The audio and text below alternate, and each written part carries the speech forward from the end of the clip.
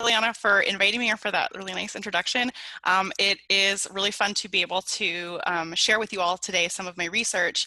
As Ileana mentioned, I'm working on a book right now, tentatively titled Whiskerology, and the talk I'm giving you today is comes from the research I've worked on for that book. It's comes out of my dissertation, which is turning into the book. So it's a little sneak peek of a book that is not done yet and far from it, but I'm excited to share some of these stories with you, and especially some of these really exciting images, including some objects from the Camron-Stanford House's own collection.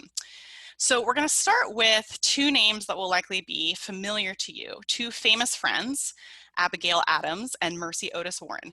In 1813, Abigail Adams and Mercy Otis Warren exchanged a series of intimate letters.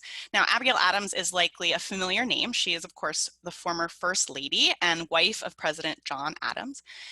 And Warren was a poet, playwright, and outspoken public intellectual, one of the few sort of well-known women intellectuals in the Revolutionary period. But in 1813, these two dear friends exchanged a series of letters, and in these letters, they also each enclosed an object that they intended to symbolize their close and long-standing friendship. To Adams, Warren sent a lock of her own hair, which Adams later set in a handkerchief pin. That's the lower object you're seeing here. And then in return, Adams mailed to Warren a ring that contained intertwined locks of her own hair, as well as her husband John Adams's hair, decorated in pearls in a style that matched Adams's own pin. So that meant that each friend ended up with a piece of jewelry in a similar aesthetic design that contained the other friend's hair. Warren wrote to Adams, quote, "I shall with pleasure wear the ring as a valuable expression of your regard." End quote. She especially appreciated that the ring included John Adams's hair since, quote, "it is an assurance that he can never forget former amities." End quote. Warren was also thrilled that by wearing the ring as part of her daily attire, quote, "I shall be daily reminded from whose head the locks were shorn. Friends who have been entwined to my heart by years of endearment," end quote. So with this exchange, both of these pieces of jewelry, as well as the letters that went with them, the sentiments that went with them, Adams and Warren were engaging in a practice that was common to 19th century Americans from all walks of life, and that is the collection, exchange, and display of cut locks of hair. Now, jewelry made from or with hair, like those that Adams and Warren gifted each other, are the most familiar form of hair collecting. And I think this is in large part because so many of these pieces have been preserved in archives, museums, and in historic homes like the Camron-Stanford house. So for example, the house's collection includes this choker-style necklace, which is made from braided human hair. So if you've heard about hair collecting as a thing that 19th century Americans did, as well as British people did, it's probably in the form of hair jewelry. This is a reasonably commonly known sort of popular historical, like, weird fact. But what I think is so fascinating about the collection of hair in the 19th century, in fact, one of the most characteristic features of 19th century hair collection was the flexibility of the medium in which the hair itself was saved. Hair was not just preserved, in other words, in jewelry. In addition to jewelry, locks of hair became buttons, artwork, decorations for postcards and for Valentines, as well as museum artifacts. And I'm showing you here just 3 examples from the categories I just described. So from left to right, on the left-hand side is a really unusual object that a man named John Varden, who worked for the Patent Office, made in the early 19th century. He called this hair of persons of distinction. It is now part of the National Museum of American History's collection. But what you're seeing here is basically a picture frame that includes little bits of hair and a labeled name for many persons of distinction as of the 1850s. So lots of American presidents, for example. So this is a sort of art piece. In the middle, we're seeing a hair bouquet. This was woven by a woman named Janetta Conrad and is part of the collection of the Museum of the Confederacy. This hair bouquet is made from the hair of many famous Confederate leaders, and the drawing that's on the left-hand side of the bouquet indicates whose hair made each leaf or each flower. So if you, I don't know how if you like look really close at your computer screen, you'll see Jefferson Davis is in there. You'll see General Robert E. Lee, who was the head of the Confederate Army during the Civil War. Also Mrs. R.E. Lee is right above him, and many other generals, in particular leaders of the Confederacy during the Civil War. The object on the far right-hand side is a Valentine. This is a handmade Valentine's card, sort of opened, a sort of paper cut flower. You can see the two halves of it. And on the left-hand side, we see an inscription. It's a piece of poetry to the recipient. And on the right-hand side, we see a lock of hair that has been affixed to the Valentine, presumably the hair of the letter writer being sent to their beloved. So these are just a few examples of the kinds of objects that used human hair in the 19th century. Hair was also exchanged in many different ways. Hair could be sent through the mail, tucked between the pages of books, preserved in special hair albums, or even thrust into the hands of a loved one on the eve of a person's death. Again, I'm showing you two examples here from my research. On the left-hand side is a photograph of a hair album. This is from the American Antiquarian Society in Worcester, Massachusetts. The page that I photographed here is an entry in a hair album is kind of like a signature album, or another way of like of a photo album, really. Later on, where the person who owned the book would keep mementos of loved ones, of usually of friends. And so what we see here is an example of two locks of hair that are both braided and then intertwined with each other. This was typically a way to save hair from a couple, a married couple, or maybe siblings, or a parent and a child. I suspect here these are a married couple because of how different the color is of the hair. I'm guessing these two people aren't necessarily related to each other. But we're seeing here an example, again, of a hair album, a way of preserving hair collected from friends and family members. And then finally, the example I'm showing you here on the right is one of my favorite pieces of evidence. I don't know if any of my students are here in the webinar, but we actually examined this artifact in my class a few weeks ago. So this is a collection of hair cut from the head of an abandoned baby that was abandoned in a home in New York in 1862. And these women who were writing letters back and forth to each other, one of whom was sort of caretaker of this baby. And while she was writing to her sister and her niece about trying to find a new home for this baby, who she did not want to keep, she said very clearly, she, in one letter, just included a lock of the baby's hair along with her letter. She makes no note of the lock of hair. She doesn't reference it at all. She just sticks it in the letter and sends it along with the letter itself that she was writing to her niece in this case. So this is the mysterious hair from the abandoned baby. But there's another example of the ways in which people exchanged hair with each other in more finished products like the ones we saw a moment ago, the hair bouquet, for example, in these more sort of informal and ad hoc ways as well. Now, Americans from all across the United States, this means men and women, wealthy and poor, black and white, people from all across the US participated in exchanges like the ones I'm showing you here. And I want to describe for you a few more examples that unfortunately don't have an image to accompany them, but I think they're illustrative of the breadth of this practice of exchanging locks of hair. So here are 5 examples. In 1837, an enslaved man named Charles Ball described another enslaved man whom he knew, who placed a lock of his hair in the grave he dug for his infant son after his son died in infancy. In 1844, the Mormon apostle Wilford Woodruff took locks of hair from 17 significant Mormon leaders and placed them inside the staff, like the cane, that he used when he walked. In 1859, a woman in Vermont left her job as a high school principal. And as a gift, a parting gift from leaving this job, she received a wreath made from the locks of every student, the locks of hair of every student in the high school. After the Civil War, wealthy Southern women collected hair from more than a dozen Confederate leaders, including men like we saw a moment ago, Robert E. Lee and Jefferson Davis, who was the president of the Confederacy, collected these locks of hair to be displayed to the public in the Confederate Museum in Virginia. And finally, this is probably one of my very favorite examples from all of my research.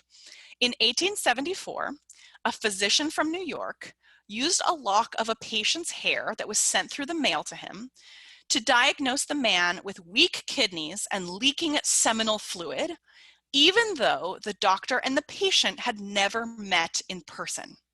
The doctor had never examined the man's body. He merely received a lock of his hair through the mail, and by examining the hair, made his diagnosis. Now, the reason I've given you these 5 very different examples, which are drawn from my research on hair collection, is to demonstrate the broad cultural meaning that hair attained in the 19th century, and especially the varied social functions, even medical functions in some cases, that hair was asked to perform. Now, 19th century Americans were not the first people in human history to save, maintain, and pay reverence to locks of hair from people they loved. Perhaps the best well-known predecessor to this hair collecting practice I'm telling you about today is the Christian practice of keeping relics, which began in the pre-modern period. Now, a relic is a portion of a holy person's physical remains, usually perhaps a limb, a hand, a finger, or indeed a lock of hair. And these remains would be preserved and displayed in elaborate shrines for worshipers to visit. I'm going to show you here 2 examples, both from the 13th century, of of relics made from saints' remains. So we have here on the left, Saint Anthony of Padua's tongue and jaw, collected after his death in 1231. And on the right, Saint Clare of Assisi's hair and fingernail clippings, collected in a box. She died as well in the 13th century in 1253. Now, relics like these you're seeing here were integral to the Christian cult of saints, which began between the 3rd and 6th centuries. Throughout this period, Christians built elaborate, publicly accessible shrines to hold the disinterred and often dismembered bodies of saints, which is to say, not always the whole body, sometimes body parts like we're seeing here. This practice was premised on a belief that saints continued to be present at their earthly tombs long after their death, and especially the fact that saints' bodies continued to emit holiness and healing powers. Body parts in this way could connect the living to the revered dead. But not all bodies were the same. Not all dead bodies were the same, that is to say. Saints were, in the words of one scholar, the very special dead. And for this reason, their bodies were understood to be immune to the normal processes of death. The decrepit appearance, the moldering decay, the rotten smell, all of this was thought to be absent in the bodies of saints. And in fact, the very fact that saints' bodies remained intact after death was thought to be evidence of their chosen status, of their membership in the elect. And as a result, even as this cult of saints spread throughout Christianity, family graves, the graves of ordinary people, continued to be private spaces in which traditional treatment of dead bodies persisted, such as covering the corpse with a shroud to prevent it from being seen. What I mean by this is that there was a sharp distinction in the pre-modern period between saints' body parts and the bodies of ordinary people. These kinds of saints' relics simply could not be found, did not sort of bleed over, so to speak, into ordinary death. But this is actually what makes the 19th century story I'm telling you today of 19th century hair collection, this is what makes it quite different from the pre-modern relics. And that is that 19th century Americans applied the principle of the relic to people who were both secular, not religious leaders, and people who were ordinary. In the 19th century, hair collection was not primarily concerned with the worship of religious figures, nor with the public commemoration of celebrities, though both of those types of hair functionality did occur in the 19th century. There was some use of hair as a form of religious worship. There were some public displays of hair to commemorate celebrities. I've mentioned actually an example of each of these so far. The hair of persons of distinction was a form of sort of celebrity worship. The Mormon apostle collecting hair in his staff, this is an example of religious worship. But these were actually not sort of representative examples of hair collection. Instead, 19th century American hair collection was at its core about ordinary, everyday relationships of affection and commitment. Now, historians have long known that 19th century Americans kept locks of hair in a manner that to us in the 21st century feels strange and maybe even grotesque. Yet, even though scholars have long known that this was a really popular pastime and that it was fairly widespread, severed hair has long been relegated to the arena of antiquarian fascination. What I mean by this is either the sort of collector impulse to just hold on to these pieces, and or the sort of ew, this is weird and gross impulse that many of you may be feeling right now. For this reason, very few scholars have actually analyzed American hair preservation and exchange. It has been documented, in other words, for a long time, but it hasn't really been analyzed for its historical meaning. And those who have studied objects made from hair have tended to focus solely on finished pieces of hair work. Now, hair work refers, as we're seeing here, to hair commodities that participated in formal or informal market economies. That could include jewelry and, as we see here, artwork. What I'm showing you here are some excerpts of an advertisement from 1874 for a hair worker from New York City named Charles Peckham, who advertised what he called hair pictures, images that could be ordered from his store and made custom made of the hair of New York shoppers. So we're seeing here at the top is sort of the banner of his advertisement, and below two of the specific images, the specific hair pictures that a consumer could purchase. Both of these happen to be specifically mourning, M-O-U-R-N-I-N-G, mourning images intended to remember a loved one who has died. We're going to talk in a moment more about death and hair work, but what I mean by, or the reason I'm showing you this example is to say that this is where analysis prior to my own research has really focused on these kinds of market commodities, the fact that one could buy a commodity to satisfy this emotional desire for hair preservation. But what I would argue for you is that this kind of analysis, this focus on hair commodities, is by definition limited because it includes only those populations that had sufficient money and time to either make or purchase these kinds of objects, which is to say, white men and women from the middle or elite classes. Just as an example of why this kind of focus on hair work is so limited, in 1861, when hair work was at its most popular, purchasing a hair necklace from Godey's Ladies Book, which was the most popular women's magazine of the era, also a popular retailer of hair jewelry. To purchase a hair necklace cost as much as $15. That's the equivalent of over $400 today. So we're talking here about elite consumer goods. But what my research suggests is that if we examine hair collecting more broadly, if we examine hair both in its finished states, like the ad you're seeing here, but also in its raw states, by doing this, the net gets bigger. We can include hair objects that were bought and sold, like we're seeing here, but also locks of hair that were kept or exchanged in far more ad hoc, intimate, and idiosyncratic ways. Including severed hair in all of its varied forms allows us to learn not just what the white middle class did, but also what enslaved people did, what poor people did, what immigrants did, and what children did as well.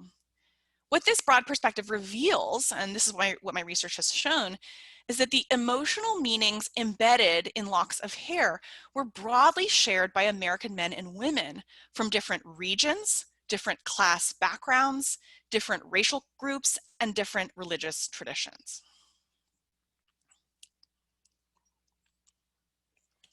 Now, what we know and what 19th century people knew as well is that as a medium for manipulation, for the creation of art like this, as well as a medium for preservation, hair has unique properties that makes it different from other parts of the body. For one, hair can be separated painlessly from the human body. Hair also retains the same color and texture as it had when it was attached to the body, and because it is not a soft tissue, severed hair typically resists decay for decades or longer. When I was doing my research for this chapter, I ended up reading a lot of forensic science textbooks, where this seems to be the people who are researching, the sort of half-life of human hair when it's severed from the body. And what I found from these scientists' writing is that as long as hair is kept dry, relatively dry, it won't decay for a really long time. And later on today, I'm going to show you some photographs I took from my research at an archive at UCLA of hair that was as old as the 1880s. And I can tell you this hair, because I had gloves on, but I got to touch it. This hair looked as if it was cut yesterday. It was remarkable how well preserved it was. And 19th century Americans really understood these differences. And they didn't just understand that hair was a different kind of body part. They, in fact, invested hair with its very meaning because of its unique materiality. It was that material condition that gave hair its meaning. We can see this really clearly in a letter that a woman from New Jersey named Mary Cole wrote to her husband Cornelius in 1812. She wrote this letter to her husband after Mary was sentenced to death, to the death penalty, because she murdered her mother. So just 10 days before her scheduled execution, Mary, who was imprisoned, sent Cornelius a farewell letter and enclosed a lock of her hair, which she intended to be given to their 3-year-old son. I'm going to quote you from Mary's letter. This is what she said to Cornelius, quote, "I here send you a lock of my hair, which I want you to keep so long as you live. And when you are tempted to go from your dear babe," here she means their son, "first look on a part of its poor unfortunate mother, which will stand as a living monument to my wishes. When worms are devouring my skin and flesh, and then turn and love and do for your poor motherless child," end quote. What Mary is saying here is that she worried Cornelius would struggle to be a parent from their son alone, without his mother there, and that she thought Cornelius might be tempted to neglect their child. She hoped that this lock of her hair could function as a stand-in both for her wishes, but also even for her. In Mary's own words, the lock of hair was a part of her. It embodied her even long after her death, even as, she says, the worms are devouring my skin and my flesh. The hair would continue to live.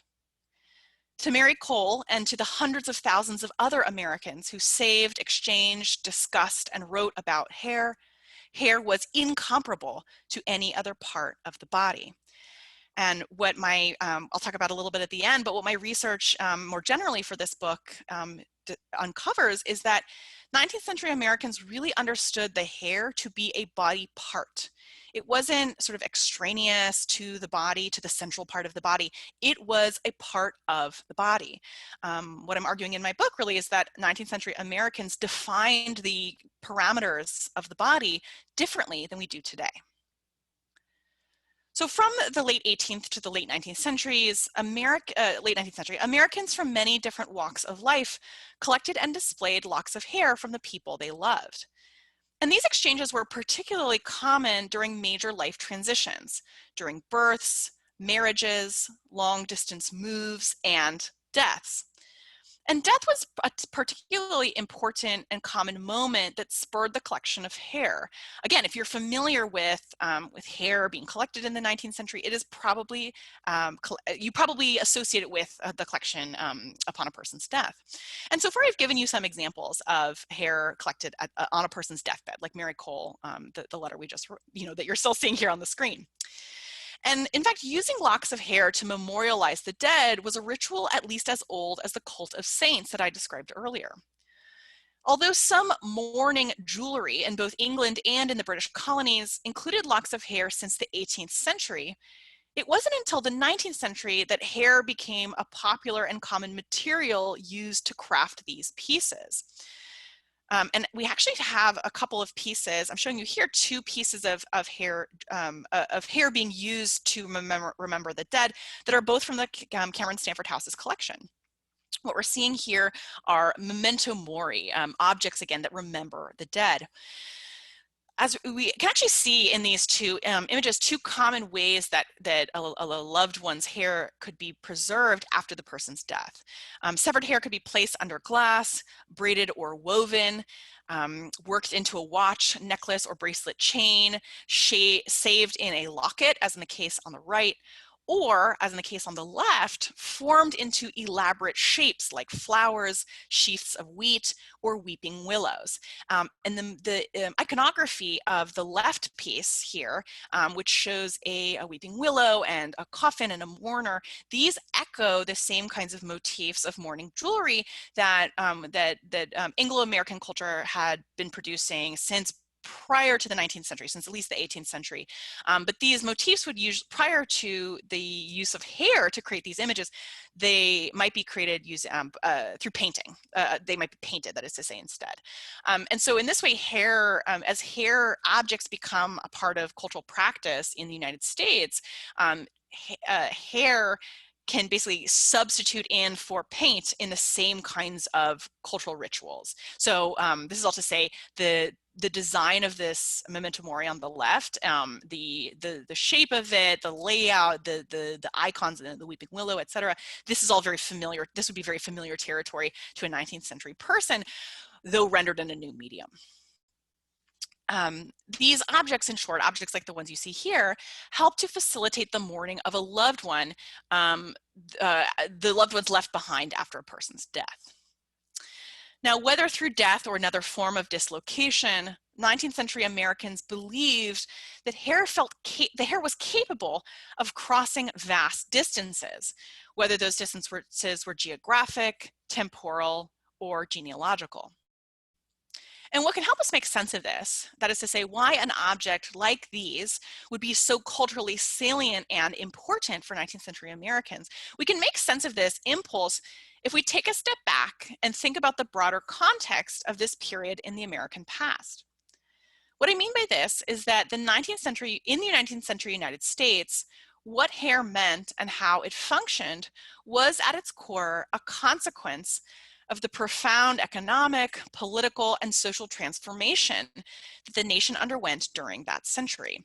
And I'm just going to briefly describe some of the monumental ways that the United States shifted during the 19th century. This is like really scratching the surface of some of these structural changes that the United States underwent during this period, but it should give you a sense of just how different the US looked from 1800 to 1900. For example, the US's largely agrarian economy became overwhelmingly capitalist, while industrialization changed how, when, and where people worked. The Civil War ended the enslavement of African Americans, but the nation's Black population suffered continued political disenfranchisement, economic struggle, and extreme acts of violence.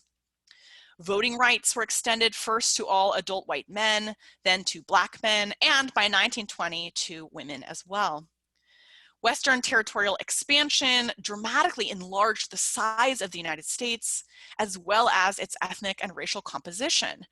And new forms of transportation made the nation increasingly, though unevenly, connected and accessible. By unevenly, I mean that the North was far more connected through transportation methods than the South. Immigration from Europe and Asia exploded over the course of the 19th century, only to be legally restricted according to ethnicity and race. And finally, major urban areas emerged and expanded dramatically. From 1800 to 1900, the percentage of Americans who lived in cities increased from just 6% in 1800 to 40% in 1900. And within a few decades, the majority of Americans would live in an urban place. Collectively, these changes I've just described affected virtually every major institution that regulated Americans' daily lives, from their politics to their economy to their social and cultural lives. And what these changes all share in common is that they created intense demographic mobility, as well as both social and economic dislocation. In short, people moving all over the place, and a heightened sense that both group and individual identities were unusually fragile or liable to change.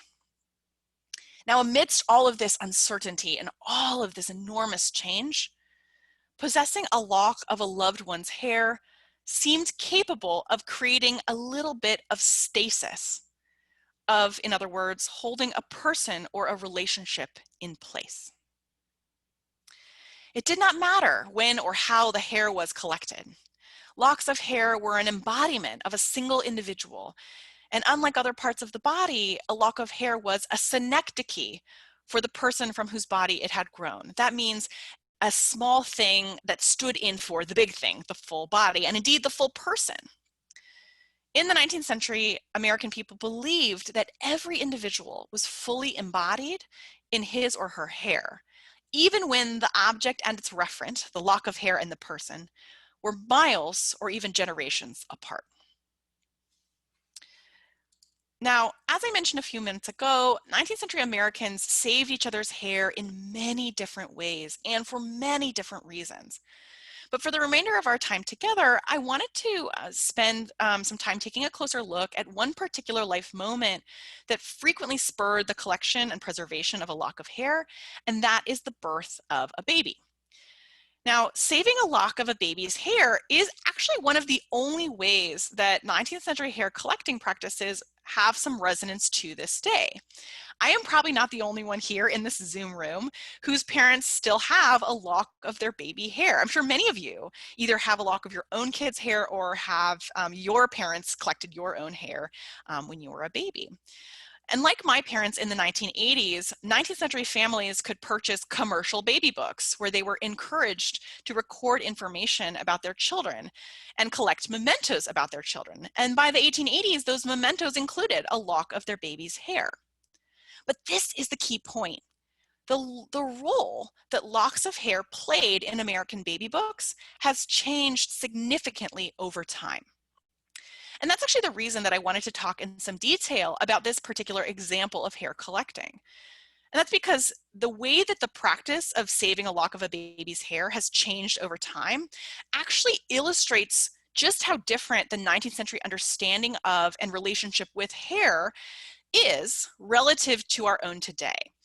We can really see the different meaning of locks of hair from the 19th century to the present, in other words, by looking at this one cultural practice, and that is a baby book and the collection of hair inside of a baby book.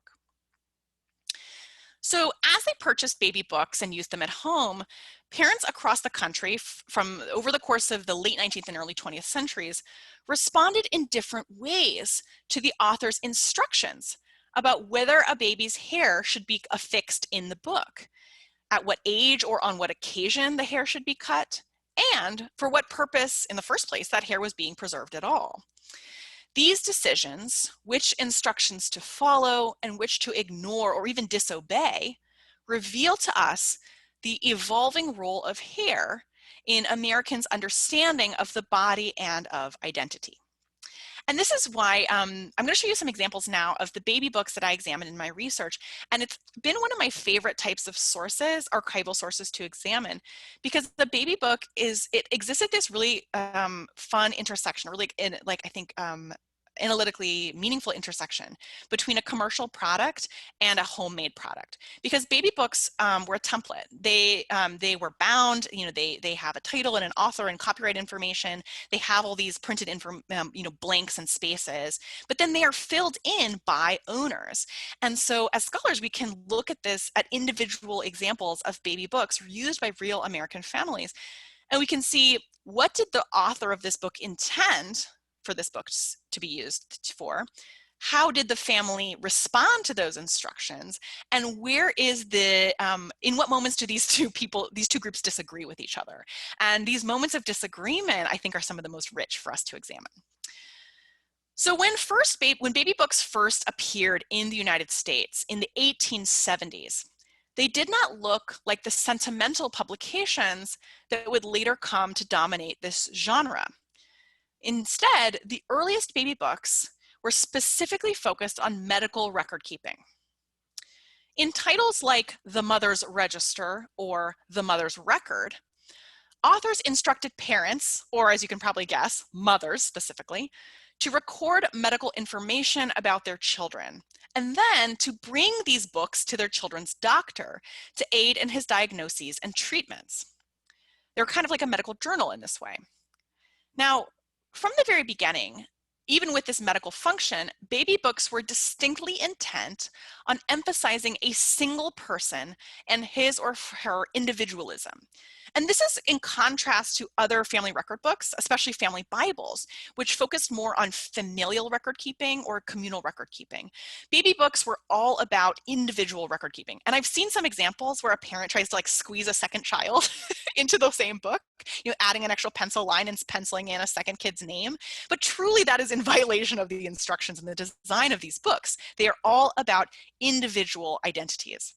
And in the earliest titles, these 1870s titles, that individualism was strictly medical. It asked for example, the dates of a baby's vaccinations or the illnesses from which the baby had suffered. But starting in the middle of the 1880s, baby books' function began to change. They started to shift away from this medical function towards the more sentimental. These new titles, these new books, which had titles like Baby's Life or Baby's Biography, became more inwardly focused on the child and the family, rather than kind of outwardly focused on the mother's communication with the doctor. In these new titles, parents, again, mothers, were asked to record milestones and other markers of individual identity that went beyond health and sickness, although many of these books still asked for things like the ages at which babies suffered from certain illnesses.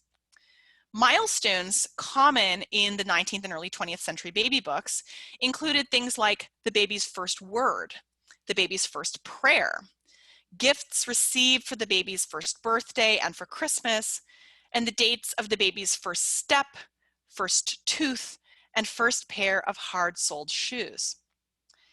But this shift to the sentimental also saw new titles that asked explicitly for a lock of hair to be placed inside the book. The oldest known baby book to include a page for parents to preserve a lock of hair is called Baby's Kingdom, which was published in Boston in 1885.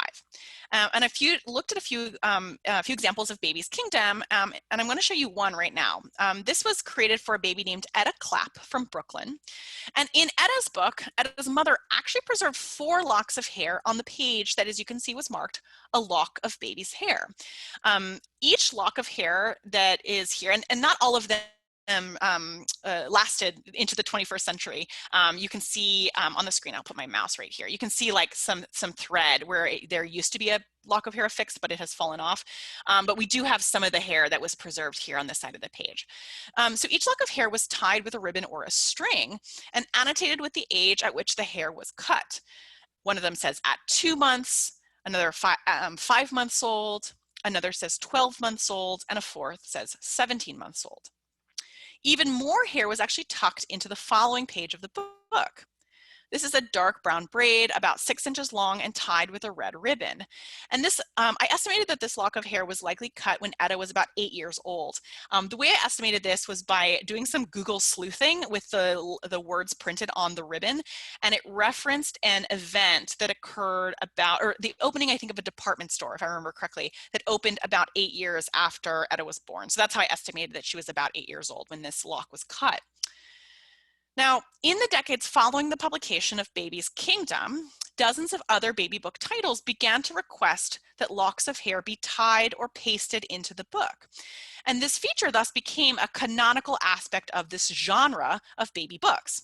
Now, it is unfortunately impossible for us to know just how many parents complied with the instructions to include a lock of their baby's hair. And that's because only about 600 historical baby books have survived. They're housed in what is, to my knowledge, the only archive that collects baby books And that is the Louise M. Darling Biomedical Library at UCLA. They have a whole baby books collection. I got a grant in grad school to go visit this collection and examine a lot of these books. But my research in this archive suggests that many parents did indeed follow these instructions to include a lock of hair in the book. For example, this book was created for Howard Blair Henshey, who was born in California in 1893, and Howard's mother tied a lock of blonde hair with a small piece of ribbon and affixed it to the page that was captioned, "She from her baby's forehead clipped a tiny curl." Now the she, of course, refers to the mother. Again, we can see the very gender-specific expectations of the parental function of these books. This growing expectation that a lock of hair was one of the appropriate things that a parent should include in a baby book is also evident in the way that parents responded to those titles, rare that they were, that lacked any explicit instructions about hair. What I found in my research is that many parents tucked locks of hair into these books anyway, even if the book didn't tell them to. For example, this baby book for Ruth Marion Petrie of Ohio, whose parents pasted in a postal envelope in which they then filled with 6 tissue packet papers of Ruth's hair. You can see on the envelope. And actually, in fact, this is an interesting example because on the envelope, you can see the annotations of the hair inside. The first 5 of them were examples from Ruth herself. And the 6th one you can see says, "Daddy's curl cut from hair when 4 years old, yellow. Mother's cut from hair when 2 years old." And so this actually refers to one particularly large packet inside of the envelope that had stacked on top of it Dad's hair, Mom's hair, and then a little piece of baby Ruth's hair as well.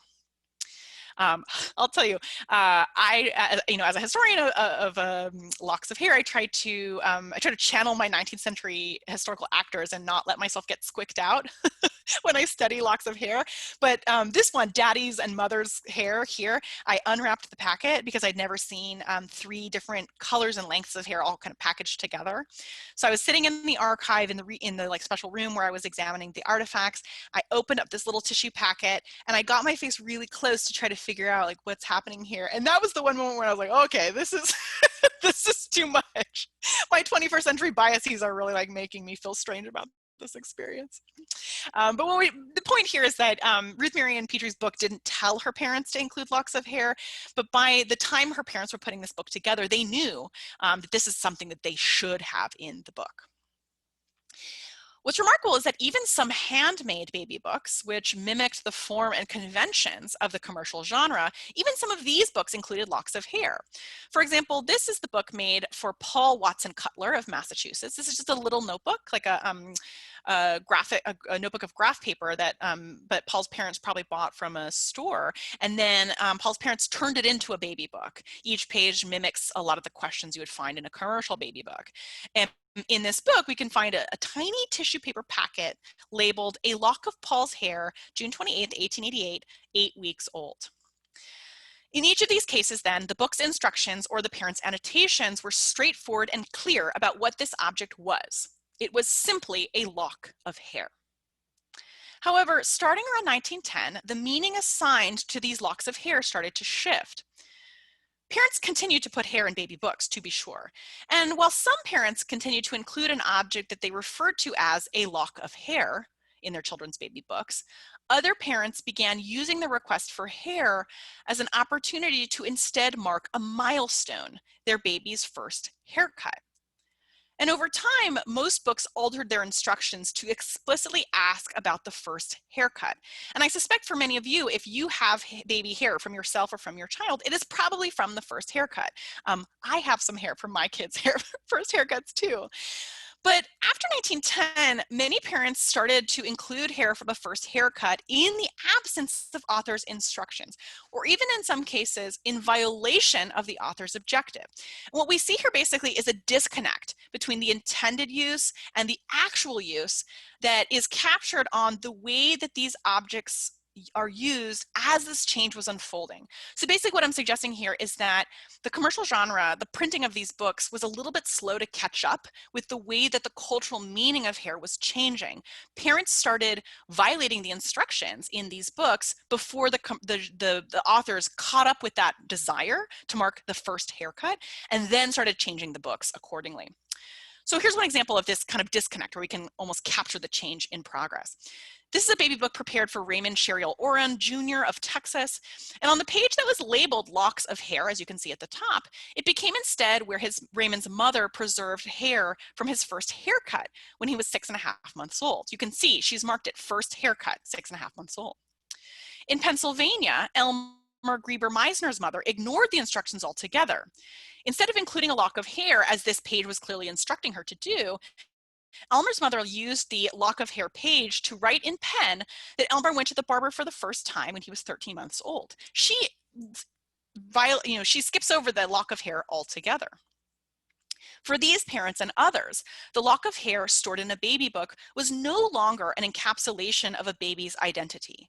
It was now instead a reminder of a specific moment in a baby's life.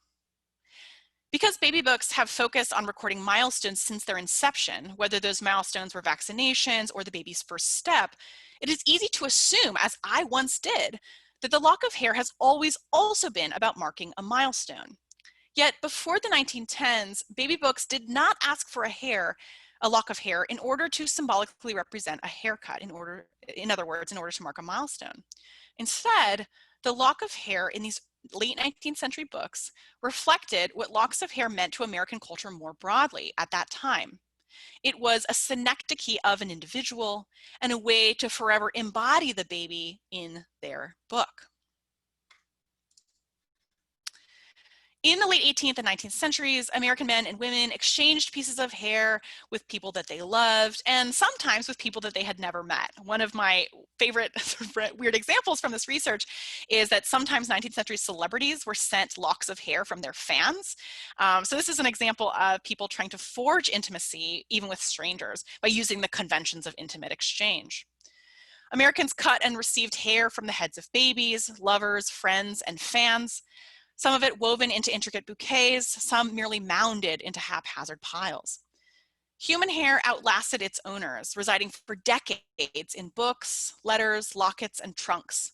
The ability of human hair to remain unaltered over long timescales seemed to promise, through a lock, a braid, or a curl, the same kind of stasis for relationships and memories.